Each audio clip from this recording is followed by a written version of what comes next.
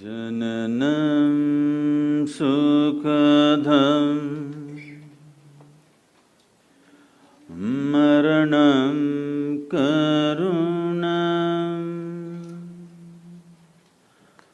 milanam madhuram smaranam karunam kalavashyadiha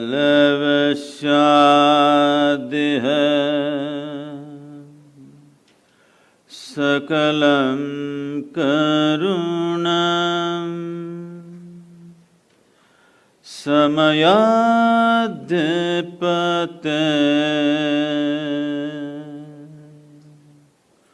akilam karunam.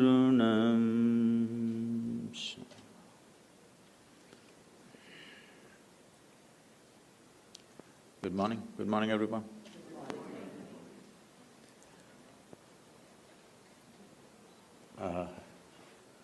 Today we're supposed to look at life sense. When we say life sense, I'm particularly speaking to all the iPhone lovers. You're on Samsung.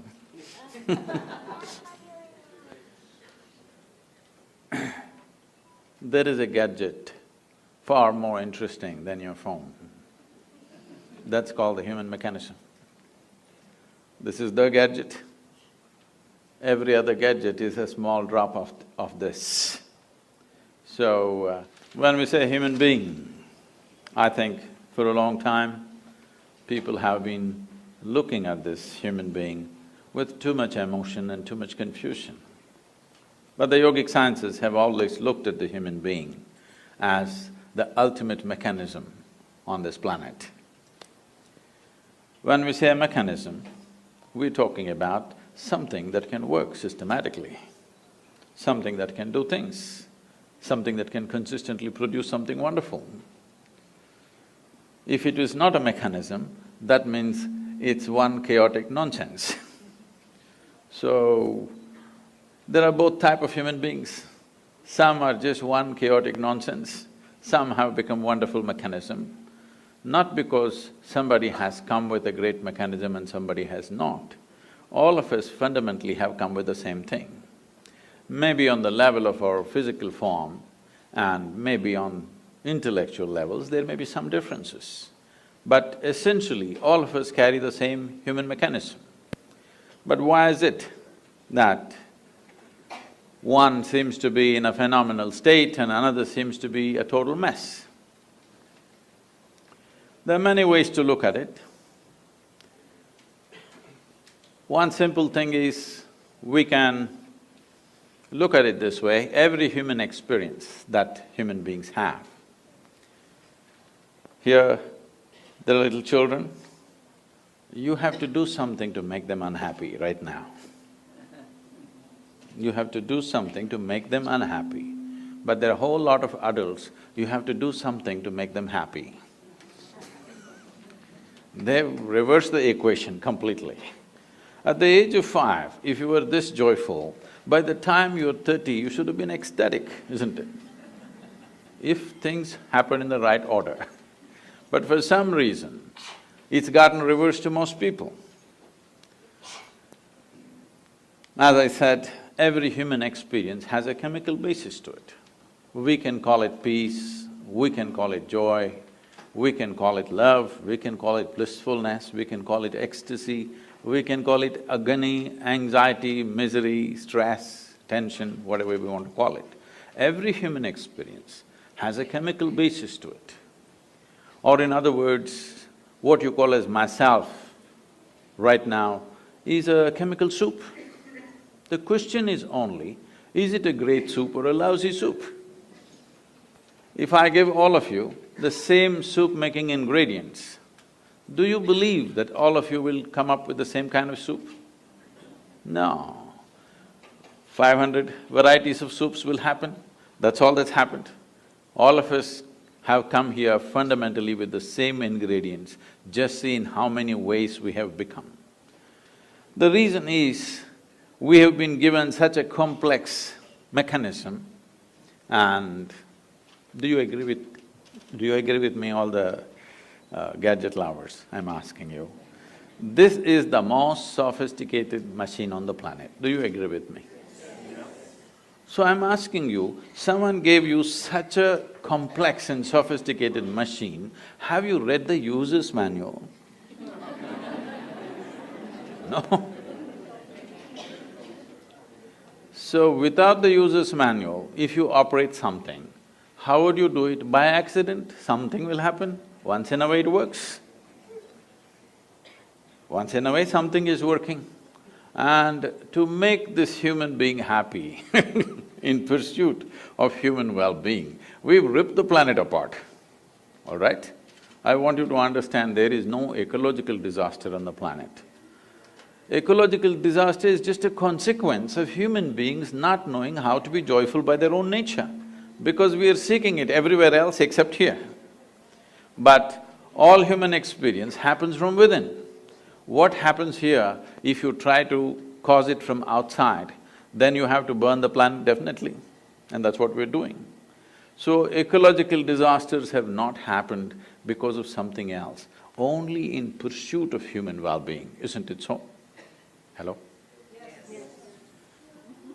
So in pursuit of human well-being, last 150 years, we've done too many things using the power of science and the prowess of technology. We've done too many things, so many things that if you happen to be here 200 years ago and you're here again today, you wouldn't recognize the place for anything.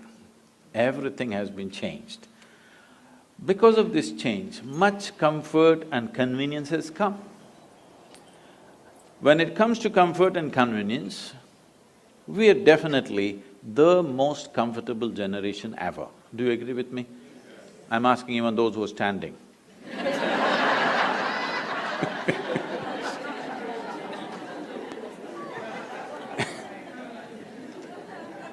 We are definitely the most comfortable generation ever, isn't it?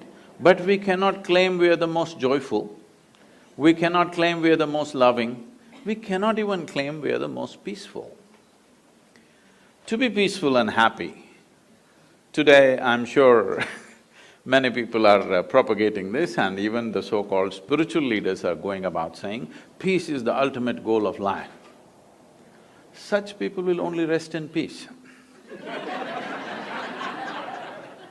Because, tell me, today, if you want to enjoy your lunch today, if you're not ecstatic, at least you must be peaceful, isn't it?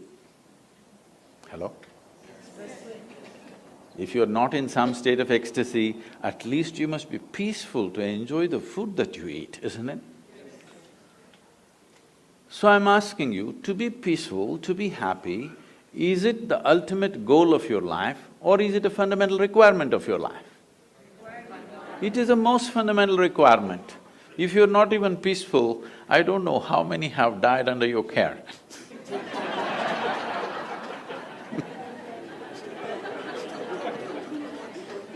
Because when you're not even peaceful and happy, you tend to do things which are neither good for you nor for anybody, isn't it?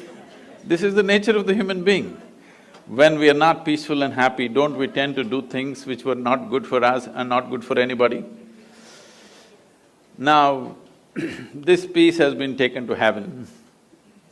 People say, if you say peace, people say divine peace. If you say joy, they'll say divine joy. If you say love, they'll say divine love. These are all human things. Human beings are capable of being peaceful, joyful, loving, but all these things have been exported to heaven by those who are crippled. Crippled lives have exported these things to heaven. If you say peace, they say it happens only there. If you say joy, it happens only there. If you say love, it happens only there.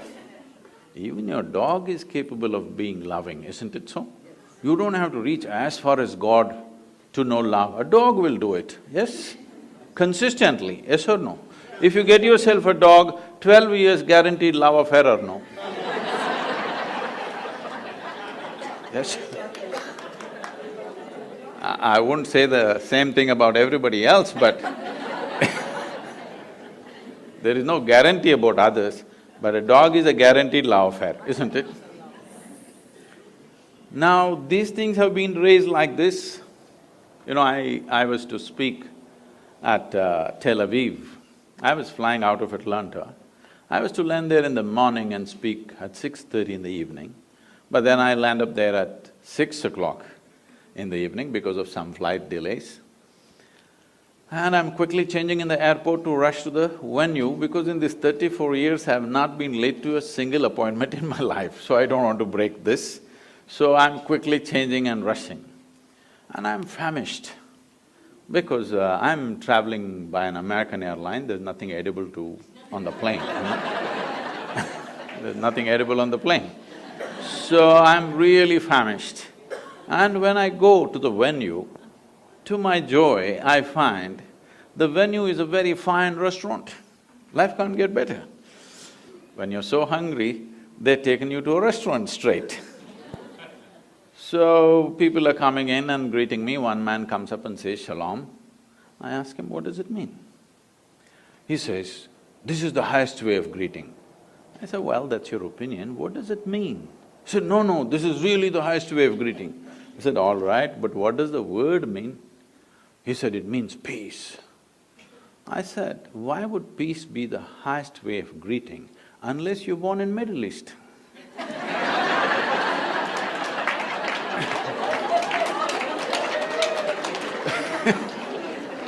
In South India, somebody comes up to me in the morning and says, "Peace." I'll say, "What's wrong with you?"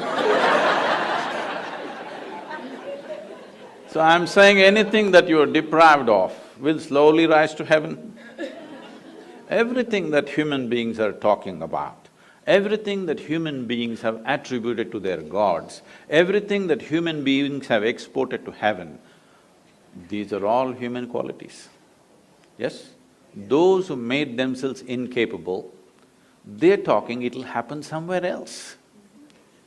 But today human intellect is sparking like never before. Never before this many human beings could think for themselves. Yes? Never before in the history of humanity. Because otherwise, a priest, a pandit, a scripture, something else thought for you. Now human beings are beginning to think for themselves. Whether they're thinking straight or not is another issue, but at least they're thinking something. It's a good beginning, you know, something they're thinking. Once they start thinking, the problem with thought is, it has to be logically correct, otherwise it doesn't go by. Even the most idiotic argument if you witness, people are talking the way they're talking because they believe it's logically correct. Yes or no? Nobody thinks he's logically wrong and continues to argue, he won't do that. He somehow finds a way to make it logically correct.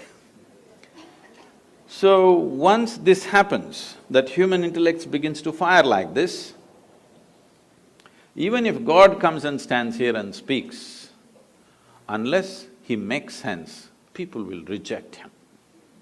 Yes or no? Maybe you don't have the courage to say yes, your children, they are going to reject it.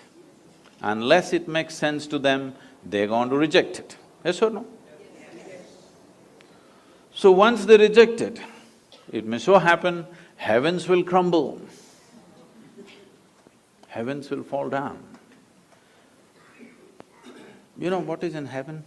You don't know. Let me tell you so that you can make your choices. Hindu heaven, food is great.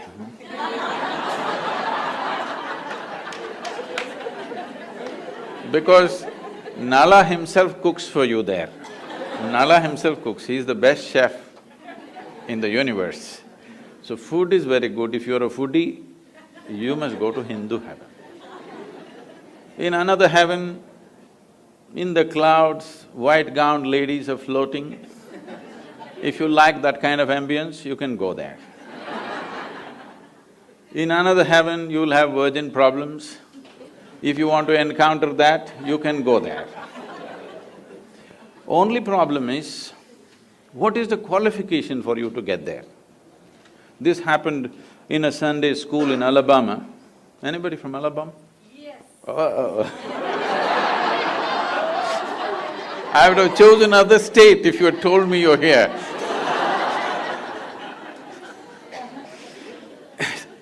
The Sunday school teacher, in his enthusiasm, asked the tiny tots, "What do you have to do to go to heaven?"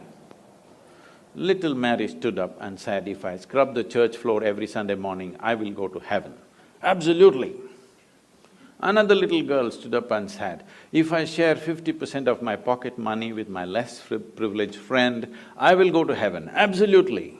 Another boy said, "If those who are in need of help, if I reach out and help them, I will go to heaven." Correct. Little Tommy in the back bench stood up and said, "You gotta die first."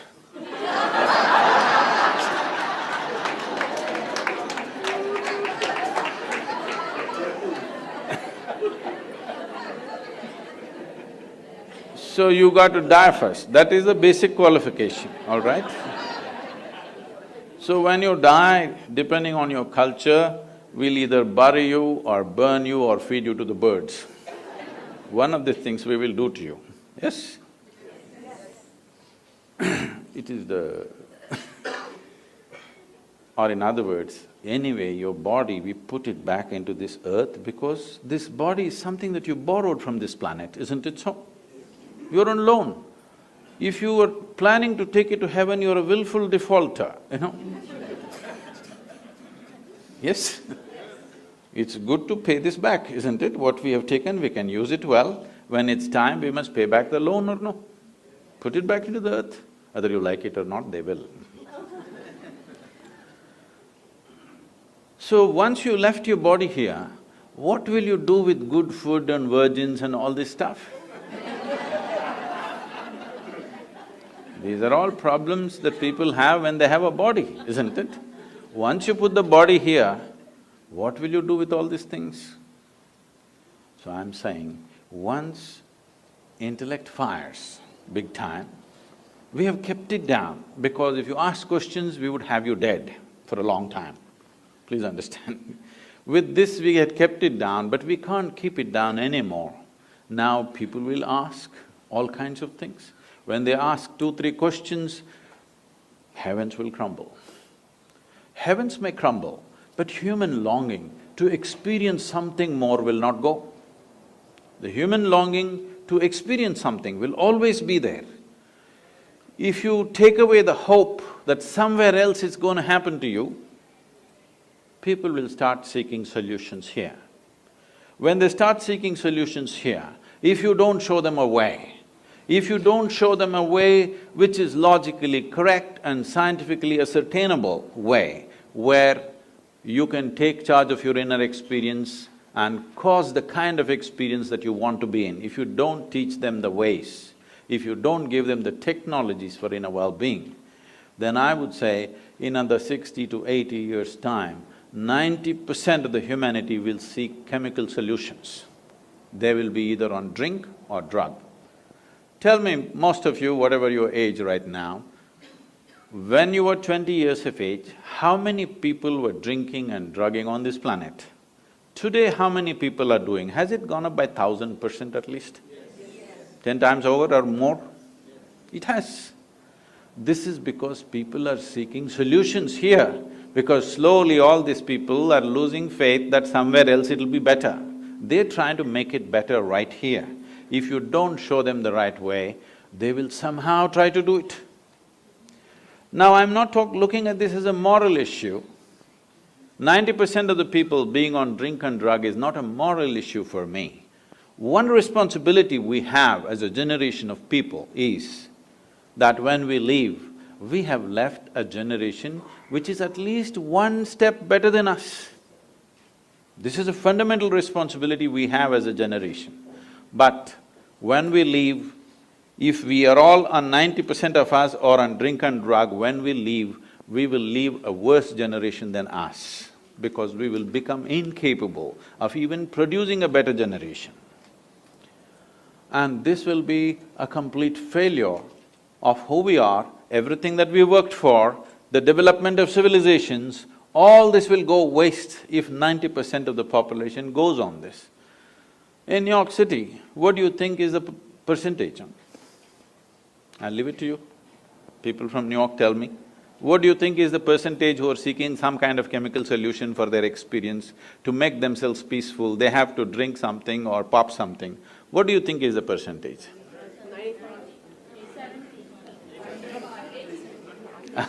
I wouldn't be that cruel. There are lots of yoga freaks.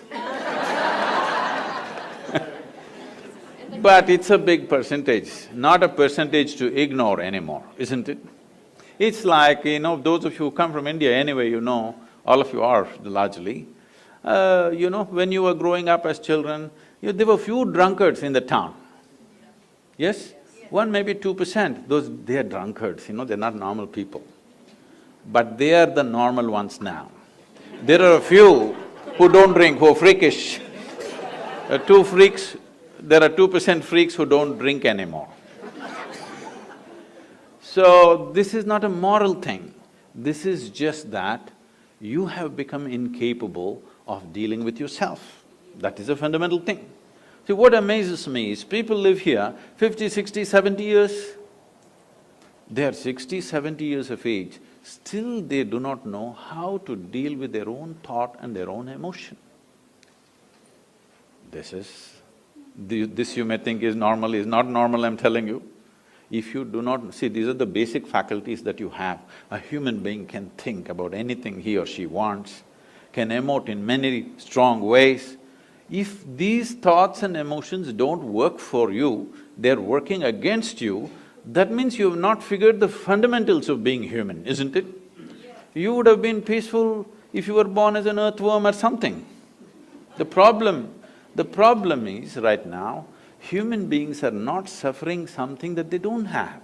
Their suffering is because of their own intelligence. If I take away half your brain, most of you would be peaceful. Yes. It's being done in in some institutions it's being done, lobotomy is being conducted, right?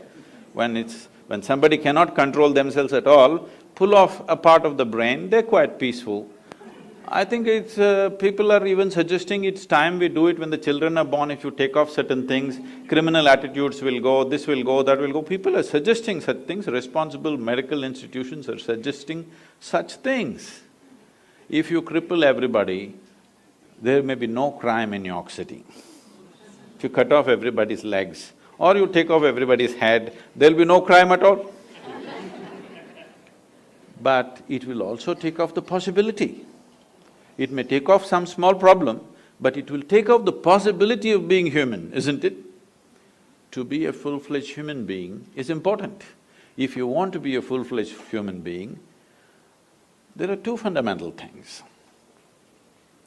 One thing is, a human being has a vivid sense of memory. Another thing is, a human being also has a vivid sense of imagination.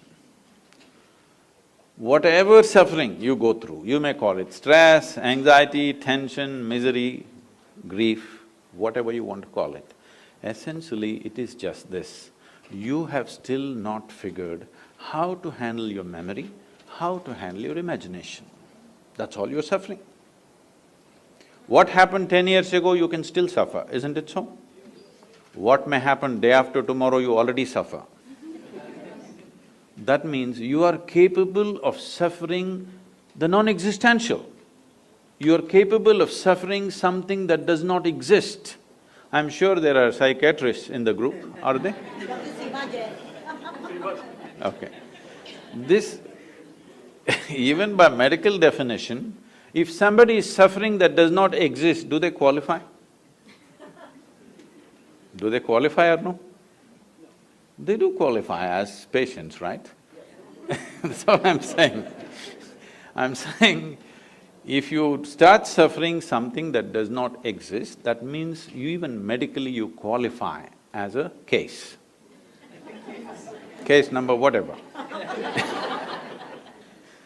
Now, this is not a joke, because we are leaving human beings with education systems which will teach you everything about the world, not a thing about yourself. Trying to control this with fear trying to control this with possibilities of punishment somewhere else. It's not worked. Anyway, people are doing what the hell they're doing, aren't they? Yes. It is time that we bring sense to the world. We are always thinking in terms of good and bad. This has happened because of certain types of religious beliefs, certain types of things where everything is controlled by fear and guilt and whatever. First thing is you divided the world into God and devil, good and evil, this and that. No, I'll ask you a simple question. Is there anybody here who is 24 hours good or 24 hours bad? Hello? You… Yes or no? You oscillate, right, a little bit, here and there. One moment you're wonderful, another moment you're nasty, another moment you're beautiful, another moment you're ugly. Is this not happening? So, if we have to divide you between good and evil, probably we have to cut off a part of you. That is what they're saying. If we take off certain parts of your brain, all evil will go and you will become pure and useless. The biggest problem is we've been trying to produce good people. The world never tried to produce sensible and joyful people. We've always been striving to produce good people. And it's good people who are constantly at each other. It is always a good Hindu fighting a good Muslim, a good Indian fighting a good Pakistani, more good, more fighting, and a good American fighting good just about anybody.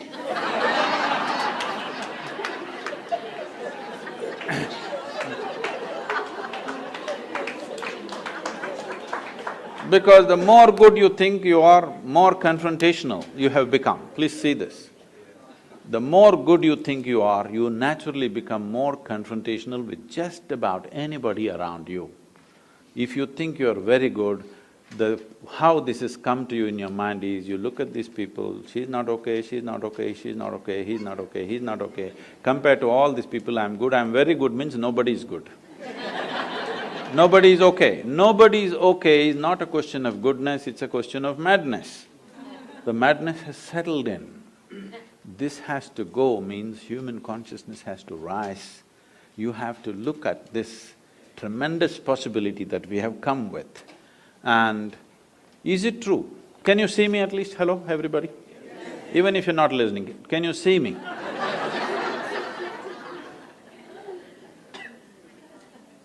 Use one hand, point out where am I, please. Try. No, you know I'm a mystic from South India, you got it all wrong. Now this light is falling upon me, reflecting, going through your lenses, inverted image in the retina, you know the whole story? So where do you see me right now?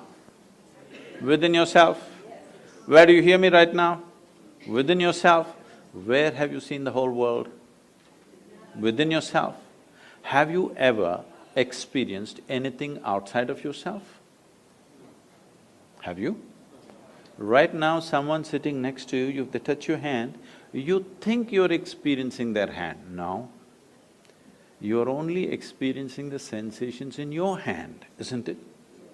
Even without the help of the other person, you can, with little imagination, cause the sensations you want, isn't it? So your entire experience of life, light and darkness is happening within you. Agony and ecstasy happens within you, joy and misery happens within you, peace and turmoil happens within you. If every human experience is generated from within, at least what happens within you must happen your way, isn't it? World will not happen your way, and I'm glad it's not happening your way, because if the entire world happened your way, where do I go? I'm glad it's not happening your way. Little bit my way, little bit your way, little bit somebody else's way, it's all right. But the important thing is, this one is not happening your way. This is a big problem, isn't it? If this one person, yourself, if this one person happened your way, would you keep this person blissful or miserable. You must make a choice, I'm going to bless you right now. What is your choice? For yourself, what is your choice? Highest level of pleasantness, isn't it? What you want for your neighbor may be debatable, but what you want for yourself is very, very clear, isn't it so? But why such a simple thing is not happening? Simply because, you know Charles Darwin? Some 150 years ago, 2012 was 200th birth anniversary of Darwin. Some 150 years ago, he propounded a theory and he said, what was a deer could have become a giraffe.